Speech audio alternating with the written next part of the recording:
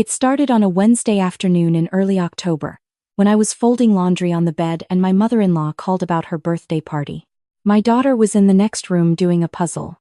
My son was asleep for his nap, the kind of deep, heavy sleep that only 4-year-olds manage in the middle of a Tuesday. My husband Marcus wouldn't be home until after 7. I remember all of this because I've replayed the conversation so many times that the details around it are burned in too. I wanted to loop you in before I sent the formal invitations, she said. Her voice had that particular brightness she used when she was about to say something she knew you wouldn't like. The party is going to be the weekend of the 14th at the Hargrove Room. You know, the one at the Lake Point Club. They do gorgeous events there. That sounds really beautiful, I said, tucking a pillowcase under my chin to fold it. You've been planning this forever. Marcus is so excited to celebrate with you. Yes, well, that's actually what I wanted to talk about. A pause. Not long, but enough. We're doing a seated dinner, very formal, very elegant. The Hargrove Room has a certain atmosphere we really want to preserve for the evening, so we've decided to keep it adults only. No little ones this time. I set the pillowcase down. Adults only, I repeated. It's just the nature of the venue, sweetheart. White tablecloths, fine china, a string quartet. You know how it is. I did know how it was. I also knew that her other son's children, a 5-year-old and a 6-year-old, were almost certainly already on the guest list. My daughter Lily was 7. My son Noah had just turned 4 in August. He was not, by any reasonable definition, an infant. Just to clarify, I said, keeping my voice level, are your other grandchildren attending? Another pause. This one was longer. Cooper and Addie are a little older, a little more settled. And honestly, their parents have been working with them on formal settings. I just think, for the flow of the evening, it's cleaner to have Marcus and you there to enjoy it without managing 2 small ones. Cooper was 5. Addie was 6. My daughter was 7 and had been taking etiquette classes at her school since 2nd grade. So my children are excluded from their grandmother's 70th birthday party, I said, while their cousins attend. I wouldn't phrase it that way. I'd say we're making a thoughtful decision about the evening's atmosphere. This is an important milestone for me, and I want it to be perfect. I want it to be perfect. The words settled into my chest like something cold. I'll talk to Marcus, I said. I hope you'll understand. It's truly not personal. Tell him I'll call him later in the week. She hung up before I could say anything else. I sat on the edge of the bed for a while after that, the half-folded laundry around me, listening to my daughter narrating her puzzle in the next room. I heard her say something about the sky piece being the wrong blue. I heard her laugh at something only she understood. How do you explain to a 7-year-old that her grandmother ranked her cousins above her and called it atmosphere? Marcus came home to a quiet house. The kids were in bed. I had dinner on the table and the kind of look on my face that told him immediately this was not a regular evening. I told him everything, exactly as it happened, watching his jaw tighten by degrees the way it does when he's controlling something he doesn't want to say out loud yet. When I finished, he was quiet for almost a full minute. Cooper and Addie are invited, he said. It wasn't a question. She didn't confirm it, but she didn't deny it either. He nodded slowly. He ate a few more bites. Then he set his fork down. We're not going. I figured you'd say that. If our kids aren't welcome, I'm not walking through that door. Your father will be devastated. My father should be having this conversation with his wife, then. His voice was steady. The quieter Marcus gets, I've learned over 9 years of marriage, the more seriously he means something. This was very quiet. We agreed together that night that we would decline politely and firmly and that we would not tell the children what was happening or why. My father-in-law called 2 days later. He's a kind man, softer than his wife in every way, and I could hear genuine discomfort in his voice. I want you to know I didn't have a hand in this decision, he said. The party planning has been her project entirely. I know, I said. I don't blame you. I just wish it could be different. You know how she gets about these things. When she has a vision, it's very hard to redirect her. I knew. I'd known for 9 years. We love you, and Marcus dearly, he said. And those 2 babies are everything to me. You know that. I know that too. I'll try to talk to her. He tried. It didn't change anything. The week of the party arrived. My brother-in-law texted Marcus to ask if there was some kind of situation because their invitation had a note asking them to confirm the kids would be dressed formally. Marcus told him a short version. My brother-in-law said he was sorry, that he hadn't known ours weren't invited, but that they were going anyway because it was his mother's 70th and he didn't want to make it worse. I understood. I didn't like it, but I understood. On the Saturday of the party, Marcus took us to the botanical garden on the other side of the city, a place Lily had been asking to visit for months because they had a butterfly conservatory she'd seen in a magazine. We had lunch first at a diner with enormous pancakes and those little individual cereal boxes that Noah treats like treasure. We didn't mention the party. We didn't mention anything about the Lake Point Club or the string quartet or the white tablecloths. We were in the butterfly conservatory, standing in the warm, humid air while blue morphos drifted past Lily's outstretched arm, when my father-in-law called. Marcus stepped outside to answer. I stayed with the kids. Then Lily looked up at me. A painted lady landed briefly on her sleeve and lifted away. Mommy, she said. Is today Grandma's birthday party? My heart dropped through the floor. Why do you ask, sweet girl? Grandpa called me yesterday to wish me a happy week.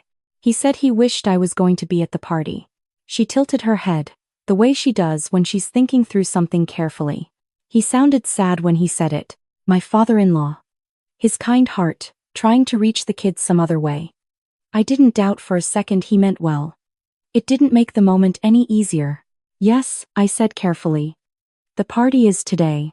Are we going after the butterflies? I crouched down to her level. Noah drifted toward us from the next section, sensing something in the air the way small children do. No, baby. We're not going to Grandma's party.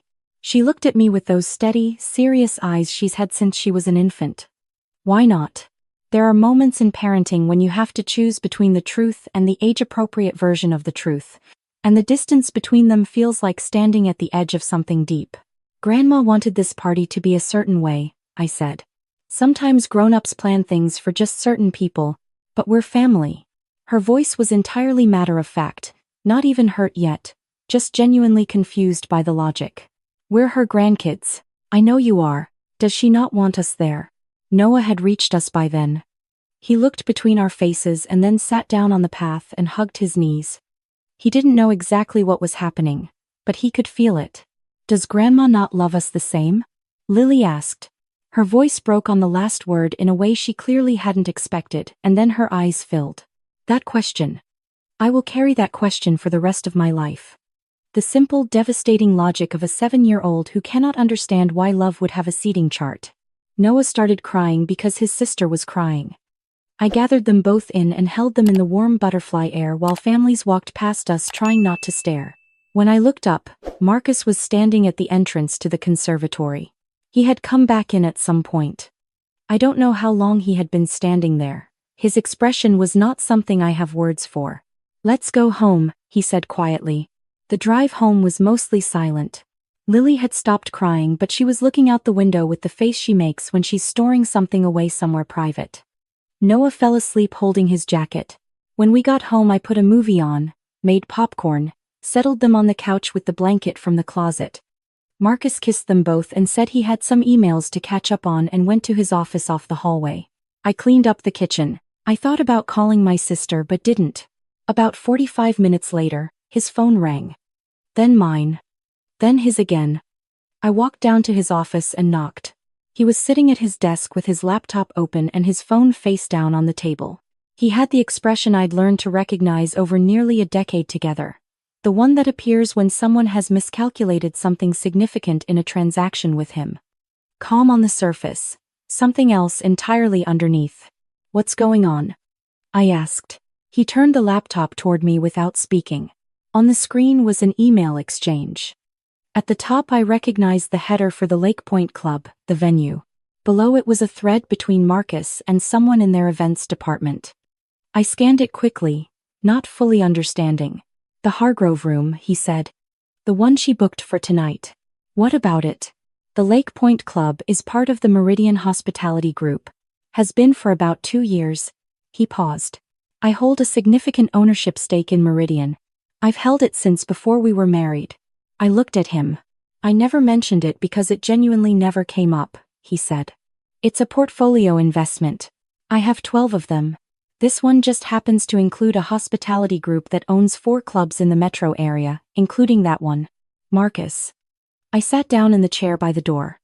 What did you do? I made a call to the regional operations director this afternoon. He said it the same way he might say he'd scheduled a dentist appointment. I asked them to review the event booking for this evening and note in their system that the Meridian Executive Committee would not be extending future courtesy reservations or member discounts to that account. I stopped. You didn't cancel the party. No. The party is happening. I didn't cancel it. I just made clear that future patronage from that account is not something I'm interested in facilitating. And I asked them to inform the primary account holder that the decision came from ownership, citing concerns about family conduct. He looked at me steadily. I wanted her to know it came from me. His phone buzzed again. He declined it. I talked to you before I did it, he said. You were in the kitchen. I came and asked you. You were washing the baking dish. I thought back. He had come and stood in the kitchen doorway and said something quiet. I had been distracted. I had said something like, yes, okay, do what you think is right. I hadn't understood the specifics of what I was saying yes to. But he had asked. That mattered. She's going to be furious, I said. She is, he agreed. Your dad. My dad is going to understand, even if he can't say so out loud. My phone lit up. My mother-in-law's name on the screen. I answered because I didn't know what else to do. What has Marcus done? Her voice had stripped away the party brightness entirely. What was underneath it was harder. I just got a call from the club manager, saying ownership has flagged our account. Do you understand what that means? We've been members there for 18 years. I heard what you said, I told her. About the butterflies. What? My daughter asked me today if you don't love her the same as the other grandchildren. She was standing in a butterfly conservatory when she asked me that. She's 7 years old. Silence on the line. That is not what this was about, she said, but quieter. Then what was it about? Because from where I'm standing, you told 2 of your grandchildren that they weren't welcome at your celebration while their cousins were. You used the word atmosphere as a reason why your 7-year-old granddaughter couldn't attend your birthday. It was a formal event. I made a judgment call about what was appropriate. Cooper is 5, I said. Addie is 6. If it was truly about formality, you'd have asked all 4 of them to stay home. You didn't. So let's not pretend this was about the China pattern. She didn't respond for a moment. Marcus is overreacting. This is a personal matter, not a business matter. He had no right to involve the club in something between family members. My daughter cried today. She asked me if her grandmother loved her the same. That became a business matter the moment your grandchildren were made to feel like the wrong category of family. I heard voices in the background on her end. The party sounds. Someone laughing. A string quartet, faintly. Tell him to undo it, she said. Whatever he did, tell him to undo it. Talk to Marcus yourself, I said. But I'll tell you right now that he doesn't reverse course easily when someone has hurt our children. That's something you should probably know about your son after all these years. I hung up. The family text started within the hour. My father-in-law sent a careful, measured message saying he hoped everyone could talk through this calmly. My brother-in-law sent 3 messages in a row asking what was going on and whether Marcus could hold off on anything further until they'd had a chance to speak.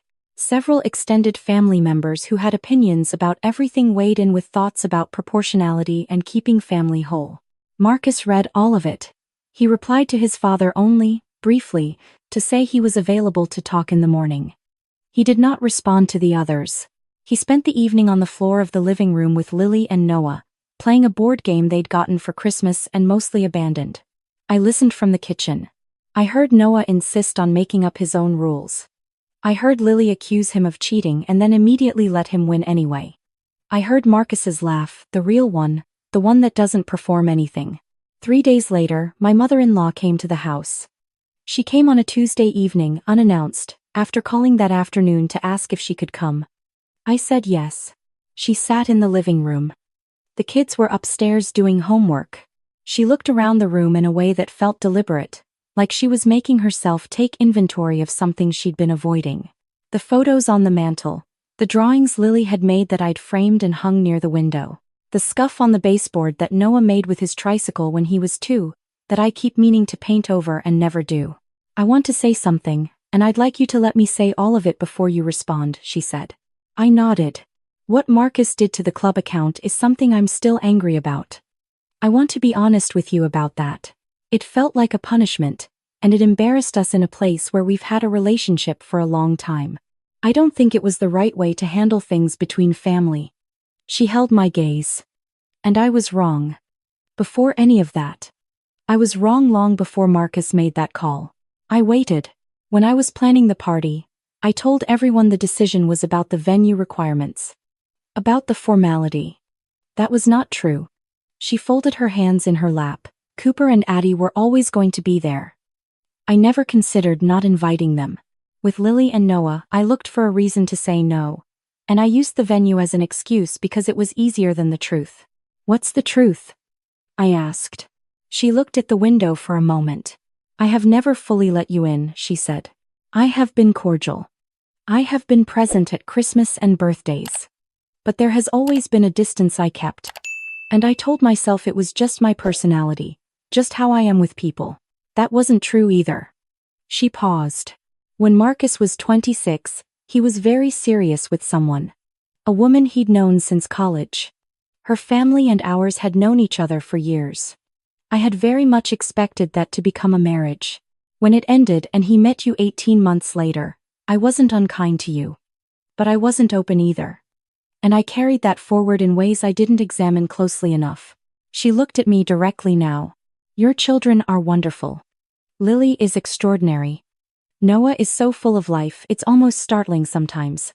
I have watched them at every gathering and felt genuine joy and then immediately felt guilty. Because feeling that joy meant accepting something I was still holding back from. She pressed her fingers together. I excluded them from that party because on some level I still hadn't given myself permission to love your side of this family completely. And that is the ugliest sentence I have ever said out loud. The room was quiet. Lily asked me if you loved her the same, I said. My mother-in-law closed her eyes briefly. When she opened them, they were wet. I know, Marcus told me.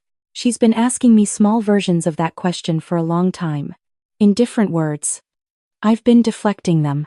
I know that too. I could see it.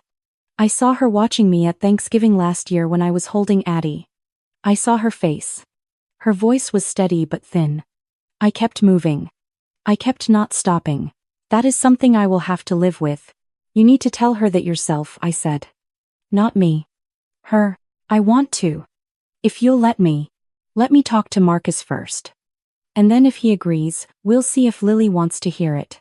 You don't get to just walk in and ask her for forgiveness. That's her choice to give. She nodded. She didn't argue. It was the first time in 9 years that I had set a condition with her, and she hadn't found a way to redirect around it. She looked toward the stairs before she stood to leave. Are they? They're fine, I said. Children heal faster than we do. That doesn't mean it didn't matter. She left.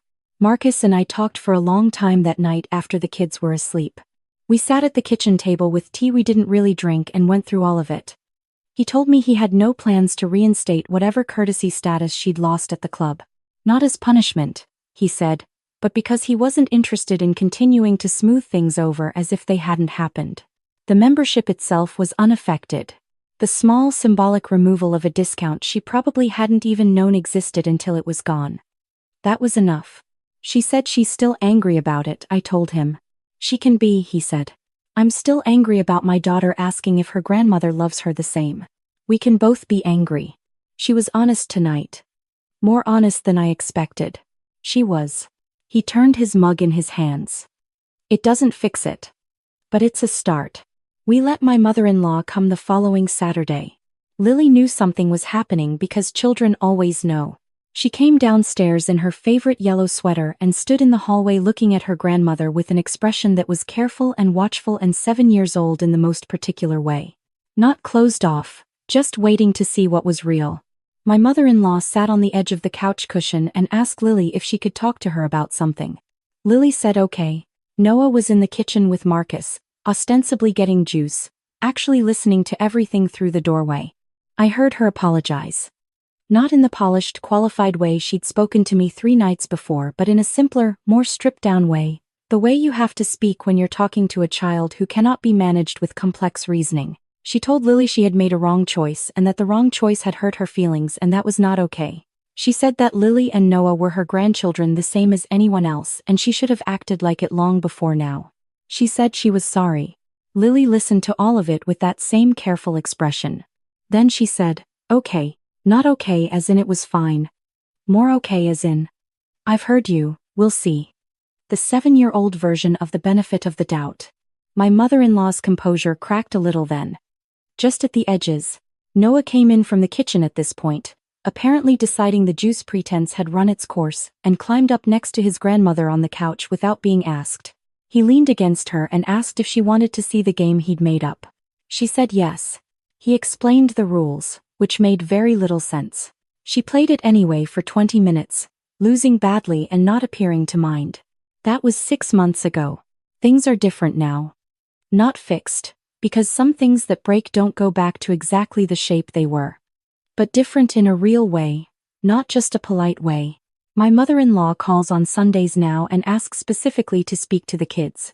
She came to Lily's winter recital and sat in the front row and cried at a 7-year-old playing Fur Elise on an upright piano with 2 wrong notes in the second measure. She sends Noah things she finds that remind her of him, a dinosaur puzzle, a book about volcanoes, a small kaleidoscope from an antique shop she walked past. The Lake Point Club situation resolved itself quietly. My father-in-law handled it on his end in whatever way he handles things between himself and his wife. He and Marcus had a long conversation on the phone one evening that I wasn't part of. When Marcus came out of the office afterward, he looked settled in a way he hadn't before. He said his father had told him he understood why he'd done it, even if he wouldn't have done it the same way himself. That was enough. My brother-in-law and his wife never fully acknowledged what happened between the cousins. We didn't press them on it. Cooper and Addie play with Lily and Noah at family gatherings and the children themselves have no idea there was ever anything to navigate. Lily taught Addie a handshake. Noah and Cooper fight about the remote control with the comfortable confidence of people who expect to be in each other's lives forever. My mother-in-law and I are not close the way I am with my own mother. I don't think we will be. But there's something genuine there now that wasn't there before. A real acknowledgement of the distance and a real willingness to stop maintaining it. Some Sunday evenings when she calls, she stays on the phone with me after the kids have wandered off and we talk, just the two of us, about nothing in particular. Last week she asked for my stuffing recipe. She said the one she's been making for 30 years has been missing something. I gave it to her. She said she'd try it at Easter. Lily doesn't ask anymore if her grandmother loves her the same. I've been watching for it. Watching the way she looks at her at family dinners, the way she receives her grandmother's attention. The watchfulness is still there a little, around the edges. Kids store things. But the question has stopped surfacing. Something in her has settled. I think about the butterfly conservatory sometimes. The particular quality of light in there, warm and green and filtered. And my daughter's face when she asked me that question so simply and so honestly. As if she genuinely could not understand why love would work the way it apparently did. Some people in our extended family still think Marcus overreacted. That pulling a business connection over a family party was extreme, disproportionate, a power move that left a mark it didn't need to leave. Those people were not in the conservatory. They did not hear her ask if her grandmother loved her the same. They haven't sat with what it means to watch your child file away evidence that she might be worth a little less to certain people than she thought. Marcus would do it again. He told me so plainly one night a few months after everything settled, when I asked him if he had any regrets. He said he regretted that it was necessary. He said he regretted that it took something like that to get to a truth that should have been offered freely years ago. But the act itself, the decision in the quiet of his office while the kids watched their movie down the hall? No. The most important thing you can give your children is evidence that they matter. That their dignity is not negotiable. That when someone signals otherwise, there are people in their corner who will not look away and call it keeping the peace. Lily is 8 now. She talks about the butterfly conservatory the way kids talk about places they loved. She asked me last week if we could go back in spring. I told her yes. I already looked up the tickets.